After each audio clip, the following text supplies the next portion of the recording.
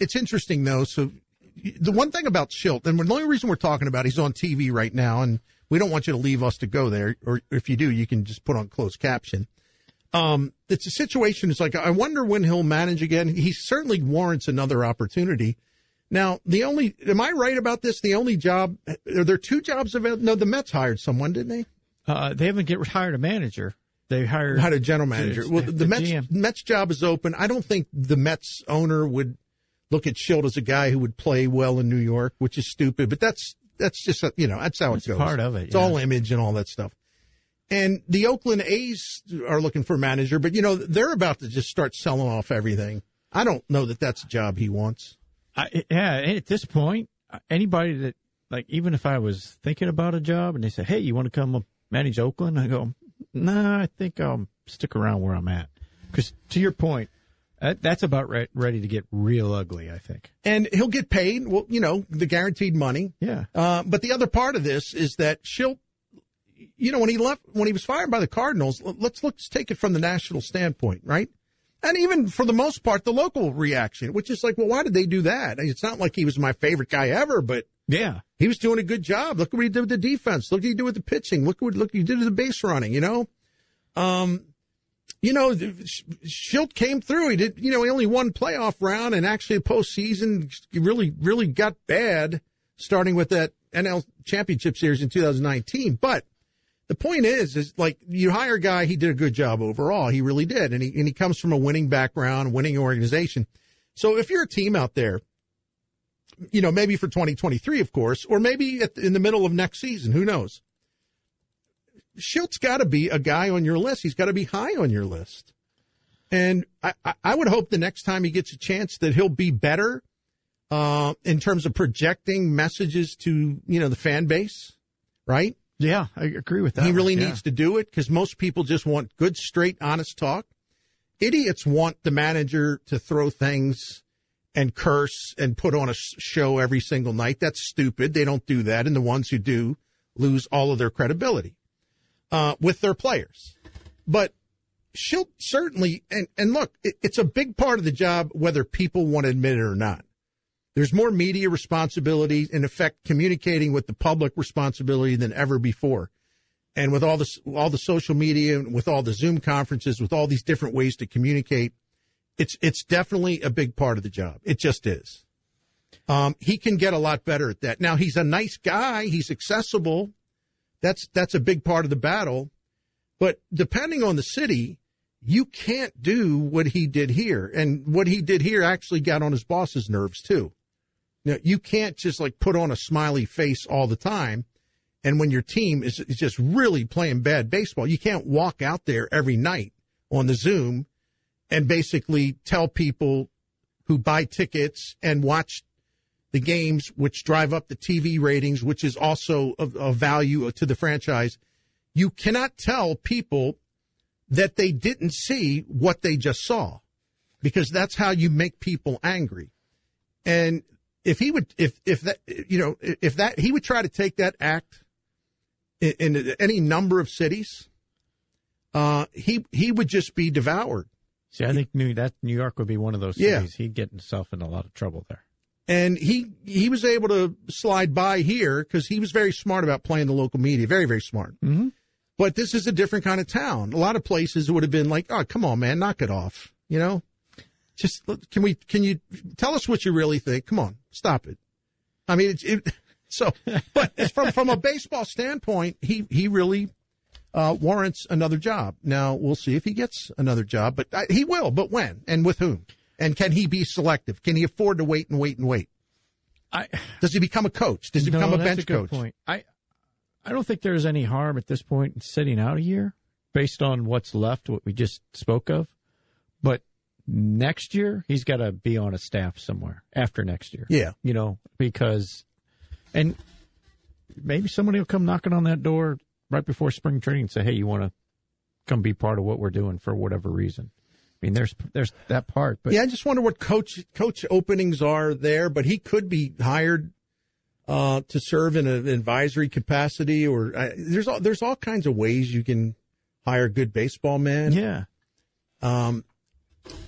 Arizona could use some good baseball men to help out in that organization. He's an excellent teacher, instructor, and that would help any franchise, So I think, look, Tony, I'm sure that he's talked to Tony La Russa. Tony La Russa's first managing job. Now, granted, he got it a lot earlier in life than Shildt. He was 34 years old when the White Sox hired him back in the late 70s. Mm-hmm. And he got fired, and actually he had a pretty good run there as far as length of term in office.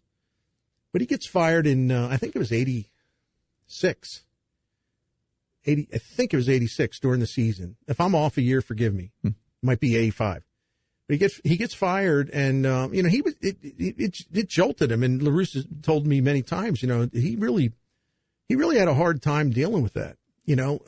For the brief time that he was fired, right. You feel like I'm a failure. I know that I know what I'm doing, but I feel like a failure anyway, and blah blah blah. Well, he got a call pretty soon, from the A's, and as they say, the rest is history. He wasn't out of work long. That's true. So he rolled right into another job in the middle of the season. He rolled in because the A's had a guy named Jackie Moore managing the team. Wasn't very good. Was a good pitching coach at one point, but not a good manager. And they just had to make a change, and they obviously made the right call because they started winning as soon as La Russa got there. And they did. They were a great team. So I don't rule that out. I don't rule out next season somebody gets off to a bad start, a team that's pretty good, which only increases the pressure on the manager who's in trouble. And then Mike Shildt getting a call in late June, right around the All-Star break, which is what happened in 2018, right? I could see that scenario. Oh, easily. Just don't take a bad job. Take Texas's job, that kind of bad job. I think that job's going to get better. Although it'll get better if they're as active as people seem to think they're going to be in the off season. Yeah. But yeah, Oakland's that bad job probably right now. Right now will be. Although, gosh. Billy Beane's going to stay on. But yeah, I think it's going to be. All right. I wanted to get back to, a couple things here. Okay. We were talking about pitching. Okay. We were talking about the Cardinals. They have so much to offer, but unless they offer money that's respectable or they can get somebody's attention, it doesn't really matter about who's out there. But it's a shame because they have some advantages. I'm going to repeat what I said briefly. They have so many advantages to offer a pitcher that's looking for a good fit. You have a team that's regularly in the postseason. You have a team that knows what it's doing. I'm not talking about the front office necessarily, but Mike Maddox, Molina there, at least this year. Next year, I meant to say. They know what they're doing. They know how to handle pitchers. They have a distinguished track record of making pitchers better. They have, a Gold Glove defense, the best defense in National League the last 3 years. Actually, the major leagues overall, 3 years. And they have a ballpark that is definitely pitcher friendly. Just ask Cardinals pitchers about that, and ask some of their hitters about that. So, but it doesn't matter unless you have an advantage when you enter into negotiations with these pitchers. You have an advantage. You have some things that other organizations can't offer in terms of like the structure, the infrastructure. But again, unless you're competitive or unless you bring the best offer financially, how much is that going to matter? Yeah, you got to pay. The process of thinking, discount to come here because it's baseball heaven, that doesn't apply. Yeah, we're the Cardinals, Yeah, that's baseball heaven, like you just said. It doesn't, and it sailed, a decade ago probably? Yeah, I think so. There's that part of it. I hope they don't feel that way. I don't know because like you said, we're not really privy to what they're after at this point. But man, if that's the thought process, you're still going to be behind no matter how good you think you are at developing your own talent because you got to supplement somehow. Every good team supplements. I hear what they say their priority is, but at the risk of being redundant, you can say like, well, we learned our lesson. We didn't have enough pitching. We thought we did. We did. And that's basically what they said. So we learned from that and, we're going to address it. And like I've said so many times, like, well, how are you going to address it? You can say you can address it, but there's different ways of addressing it. And Is it going to be like, okay, we'll aim higher than Lester and Happ, and LeBlanc, although those guys did a nice job. Don't get me wrong. They really did better than expected. Yeah. But you would aim higher, I think, if you really don't want to compete, for, say, the Scherzer bidding or the Stroman bidding. And I'm just using those two as an example. Okay. So what do? Do you go to the next level down? The next level down would be some of the guys I've mentioned, like Steven Matz, like, who are some of the other guys? They keep talking to Alex Cobb. Yeah, thank you. Right. That I'm not necessarily all in on that one, but that's the one that seems to be coming up a lot. Alex Wood. Yeah, that's another guy. Do you take a chance on some guys that have had injury problems but have been healthy recently? There's that next level down has got a lot of names, right? And you can find it just by going to any site that's got the free agent rankings. So what do? Do you go for one of those guys and you make sure to get one? It may not excite the fan base, but if it can serve your rotation, the key is durability and innings. It could work. It could make you better. But they're also finicky about committing to things in that, well, we like this, we like that, we like this, we like that. It's like, oh, we really like Alex Reyes in the rotation. We really want to see what he does. Or it's going to be, there you go, Gabe Kapler and a runaway. That's what we thought. 143 total votes. Shildt got one first place vote. Council got one. Kapler 28. Way to go. There you go. Yeah, and with Shildt, by the way, one first place vote. I think it was 3 second place votes and 11 third place votes. He finished a distant third, but he was ahead of Brian Snitker. And again, when I say that, keep in mind the voting concludes at the end. The votes are sent in at the end of the regular season. Right. Postseason has nothing to do with it. So anyway, do they think? Look, here's the thing: the Cardinals are they are so good. They really are really, really good at making pitchers better from the outside. They come in, they make them better. They did it last year. They did. They did it with 3. They did it with 5 guys. But that also works against them in a way because they think they can go find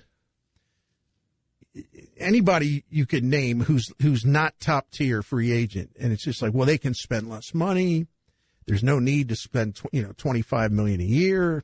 We can bring this guy in, and Maddox has already said he saw some things they can fix up on the guy, and we can get really good value out of this guy. Well, first of all, let's say it's Alex Cobb, and I'm just throwing a name out there, okay? Yep. Let's say it's Alex Cobb, or let's say it's Steven Matz. All right. Is that enough? Do you say, okay, like last year with Arenado, we're done. Y'all have a good Christmas. We're done. Right? Or do you continue to look for bargains out there, right? My fear is the Cardinals like to do the tortoise and the hare act. My concern is that no one knows for sure how quickly this talent's going to start flying off the shelves, because one theory is that that Major League Baseball teams, the ones that have an aggressive mindset, they're going to say, look, you know what? Some of these pitchers are ready to sign now, so let's do what we got to do to get them. Not to go crazy, but let's just give them an offer that might, like in terms of Eduardo Rodriguez, he probably wouldn't have got 5 years in normal times. But it's just like the Tigers knew. It's like, you know what? There's a little jittery. He's a little jittery on his end. Some of these guys, you can tell because of the labor agreement and everything. Right. They want to get in. They want to make a deal, And I would hope that the Cardinals would have that kind of awareness and can read the market the way it's going to start breaking, if it's going to start breaking a certain way, right? Or because I don't know that the tortoise and the hare thing, where the tortoise wins, I don't know that that's the way to go in this very unusual offseason. The deadline of December the 1st with the CBA definitely just throws in a completely different way to look at things. Maybe the top guy on the market, I don't know, is that Robbie Ray? Maybe it's Scherzer. Maybe those guys are. Yeah, Scherzer's strong. Yeah, Kevin Gausman. Those guys are probably, okay, I can wait. But I think it's the guys you're talking about. Right. They're like, I got to get mine now. Because the the wild card is the new CBA could be really bad for any kind of starting pitching. And big guys get paid, but I'm not the big guy. So get mine while the money's here. Or, not a free agent, but Berrios got a big deal today with the Jays, which I was like, wow, he got 7 years. It's 5 years. After 5, he's got an opt-out. But that's case in point. Yeah, you're offering 7. I'm signing. I'm in. I got 7 guaranteed or 5 guaranteed at least. The opt-outs after. I'll take that. Not saying that's the way they have to go, but stretch it out a little bit. Be a little aggressive if you're the Cardinals. There's a lot to work with, as we pointed out, with all the positives of pitching in St. Louis. But you do have to go out on a limb every once in a while. There's nothing wrong. And the final thing I'll say about this, we're talking about guys a lot. Well, we can fix this, change this, adjust that. There's nothing wrong with going out and getting a guy that can be dominant. There's nothing wrong with that. I would like to see him do that this time. I really would. And, if you're talking about, lowering the risk factor as much as you can, that's realistic because you never get 100% guarantee. But, Marcus Stroman checks that box. Yeah. And I also think Scherzer, look, the guy led the National League in a bunch of stuff last year. People are putting way too much on the fact, well, he said his arm was dead during the postseason. Well, yeah, because they're working him in relief. It's like even the great Max Scherzer's got limits. It's like, no, Don't do that. It's like, just don't press your luck with him. So his arm had a bad reaction to that, but it doesn't mean that, I don't know. See, he's fading. There's always a risk with a 37-year-old pitcher, but doesn't Adam Wainwright tell us anything? Doesn't that show you anything? I would feel the same way, by the way, about Justin Verlander, who had an audition and anybody could show up to see him throw, coming off Tommy John, right? He's throwing 97. And you don't think Justin Verlander or Max Scherzer, even if they lose a tick or two off their fastball, you don't think they can find ways to get hitters out? Come on, right? Verlander's definitely one of those guys. Yeah, yes. So, all right, final thing on this, and I'll shut up about it. All right, how much should starting pitchers be worth? To me, this is a very interesting question because I would advocate the Cardinals going all in on guys that they know will give them innings, right? That have a track record of innings. Again, I talk about Scherzer, I talk about Stroman. I think Kevin Gausman kind of fits that crew. I don't know about Robbie Ray. He finally harnessed his control. I don't know if I trust him all the way, but anyway, let's just say the way to go, if you're going to go get a starting pitcher, get some innings, just get some innings. And they need innings, except innings for starting pitchers have become devalued, and they keep getting devalued more and more. Now, these are good numbers. Yeah. I went back and looked at, I did the work on this, and it's not convoluted at all. It's pretty straightforward. In 2011, starting pitchers had about 29,300 innings, right? Yeah. Major leagues, right? Okay.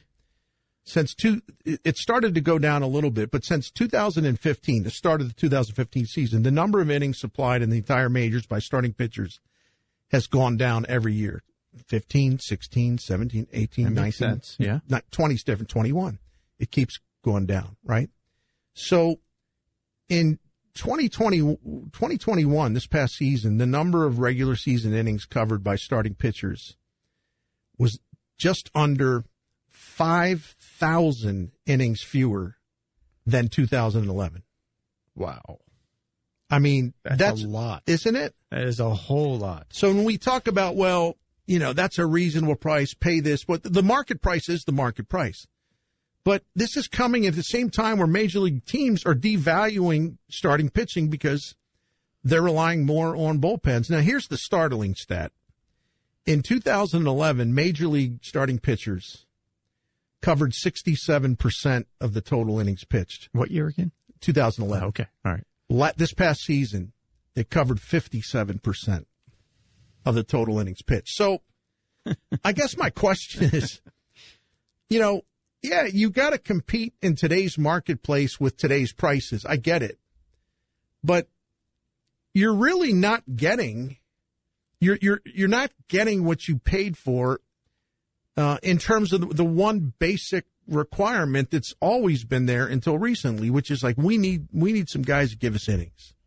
Hey, that guy, yeah, he'll eat innings. I mean, that there's value in that. And it's true, but there's fewer and fewer and fewer of those guys. So what are you paying for exactly? Right? Yeah. Which also ties back into the Cardinals. Maybe that's their thinking. Maybe that's like, well, maybe we ought to go get a couple mid-level guys because they ain't going to give us 7-8 innings anyway. And we can get them at a lower cost and they can fill the role that job has turned into. Except with exceptions, of course. Adam Wainwright being one of them. Yeah. If Jack Flaherty stays healthy, he would be an exception. But you know what I'm saying? Yeah, I do. Maybe the Cardinals are look, we just need to make sure we have guys that can be really good for us for like 5 innings. And we probably can get them lower than, a lot lower than what it would cost in terms of pursuing the big dogs. I say go after the big dogs because you don't get many opportunities to pursue some of the guys that are on the top of the free agent list this year. Pitching. I'm there with you, too, because we've seen this past postseason probably more than any. We saw bullpen games. But the reality is, even through that process of teams that were successful with it, if you have a guy that's dominant and then get you 6 to 7, you're better off. Mm-hmm. I think, and even, the Braves had to do it a couple times. They sure as heck would have rather had the guy that could give you 6 to 7 and keep you in a game rather than have to go through that entire pen. I mean, that's the preferred way of going about it. If you can get those guys, I'd still go after them. And plus, you don't know what the new CBA is going to bring us in terms of, remember, a lot of talk about they're going to limit the number of pitchers you can carry, which means it's going to be fewer bullpen guys. Yeah, that's another great point to bring up. So, that it's very, very tricky out there. You're navigating a lot of things, a lot of different things. So good luck to everyone. I don't know. But I was just stunned to see that. I knew that teams were not relying on starting pitching as much as they used to, but in 11 years' time, you've seen a 10% drop in the number of innings covered by starters. That's pretty big. It's significant. I wish I could talk to Mosaic off the record about this, just to see what they would think they're thinking about that. Yeah, but he even what do off those the numbers mean to you? Yeah, John? Even off the record though, they wouldn't because it'd probably feel like it's tipping their hand a little bit. So it's going to be an interesting winter. I do know that.